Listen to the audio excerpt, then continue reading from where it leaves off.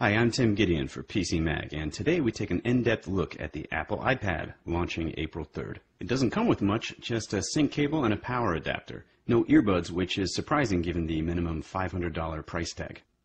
On the top panel, we have an earphone jack and microphone. That's not a reset pin. And this is the power button. And on the right panel, this switch locks the accelerometer for when you don't want the screen to shift when you move the iPad. Below it, volume controls. The bottom panel speaker gets pretty loud, but don't expect serious bass, and in the center, the 30-pin connector for docking and computer sync. Browsing with Safari is fun and intuitive. You can zoom in and out just like on the iPhone, and a control on the toolbar allows you to open the most recent or popular sites you visited with one tap. For the most part, pages load quickly, although on my 802.11g router at home, it's not always lightning fast. My only real gripe is no flash support, still, which means no Hulu, and some sites with animation won't load. The Mail app is easy to set up with support for Microsoft Exchange, Gmail, Yahoo, AOL, and MobileMe, but unlike the others, Gmail won't push your mail unless you set it up via Microsoft Exchange. Since Exchange can only run one account at a time, you wouldn't be able to access your corporate email if you did that. That's more of a knock on Gmail than the Mail app, however. Saving attachments like photos is easy. They get filed away in the Photo app. You can download Word documents sent via email and convert them to Pages files too. Pages does a great job of making a near identical file. You do your work, save, and send it out again if you want as a Word doc via the Mail app. I typed my entire review this way. Speaking of the Photo app, it looks amazing. Photos are organized individually or by album, and you browse quickly using this scroll bar. You can also organize by events or places, which drops pins wherever your photos were taken. A great feature for travelers and maybe private detectives. You can also browse by events or faces.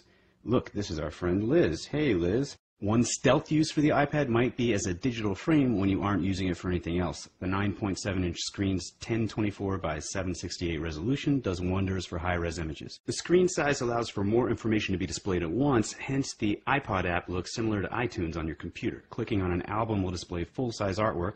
Tapping on it again gives you track lists, which you can then tap on to play.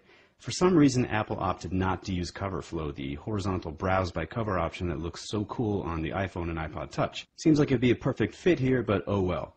Of course, the iPad has iBooks, and they look great. It'll be interesting to see if the Kindle and other ebook readers stay in the game, or if Apple will dominate the market like they do the MP3 player market. You can search an iBook for anything, and if it finds what you're looking for, tapping the search result takes you to the page it's on. You can use the search tool for Google and Wikipedia results too. You can also copy images, create bookmarks by tapping and holding on a word, and later you can navigate by the table of contents or your bookmark list. You saw me make that one. The store is hidden behind the virtual bookshelf, and there will be around 60,000 titles available at launch. You can even download a book sample for free, just like I just did, and peruse a couple chapters to see if you like it. By the way, you have to download the iBook app. It's not preloaded on the iPad, but it is free. The Maps app is one of my favorites. Search a location and search for what you want to find there. In this case, bars near Yankee Stadium. Pins drop, you select one, and you get more info. You can even monitor traffic conditions on this app.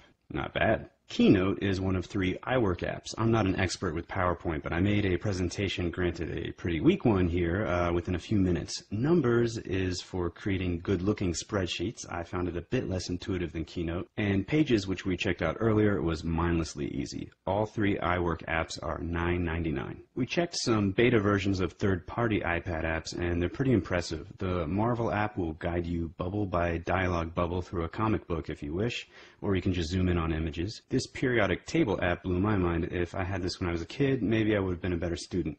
Maybe not, though, because I'd also have games like Real Racing HD to distract me all the time. This 3D driving game lets you put a custom skin on your car, and then you can use the entire iPad like a steering wheel. The sound through the speaker vibrates the iPad a bit when you're vrooming, and although I'm a terrible driver, I had fun with this one. There will be over 1,000 iPad apps at launch, and there are already 150,000 apps for the iPhone and iPod Touch that will play on the iPad. They just won't look quite the same. Madden 10's iPhone app magically looked better to me once I selected the world's favorite team, the Washington Redskins. Watching movies and TV shows on the iPad is predictably enjoyable. Tapping once on the screen exits the 720p HD mode, eliminating the bars and filling the screen. Scrub quickly like this to access a different scene, and you can access subtitles or different languages by tapping on the control panel. The YouTube app comes preloaded, and its content generally is low res, but still fun to have at your fingertips. If you have the iMac wireless Bluetooth keyboard, you can pair that with the iPad, which is a simple process, and you'll be typing immediately. But you cannot pair the Magic Mouse or any other mouse for that matter.